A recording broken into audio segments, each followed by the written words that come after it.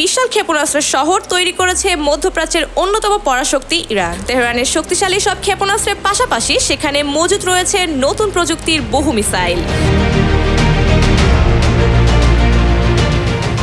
শুক্রবার ভূগর্ভস্থ গোপন স্থাপনাটির ভিডিও প্রকাশ করেছে ইরানের বিপ্লবী গার্ড বাহিনী IRGC।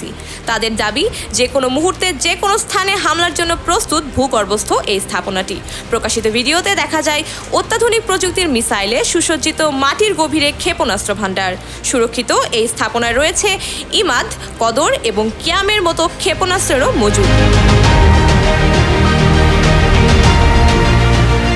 তেহরানের দাবি, শত্রুর কাছে অপরিচিত এমন ক্ষেপণাস্ত্র রাখা হয়েছে ভূগর্ভস্থ অবকাঠামোটিতে, যেখান থেকে হামলা চালানো যাবে মধ্যপ্রাচ্যের যে কোনো প্রান্তে। ইরানের IRGC কমান্ডার জেনারেল হোসেন সালামি বলেন, শত্রুরা ভেবেছিল আমাদের উৎপাদন ক্ষমতায় ভাটা পড়েছে, কিন্তু দিনের পর দিন আমাদের ক্ষেপণাস্ত্র সক্ষমতা বাড়ছেই। শুধু পরিমাণেই নয়, কার্যকারিতা আর দক্ষতাতেও এগুলো অতুলনীয়।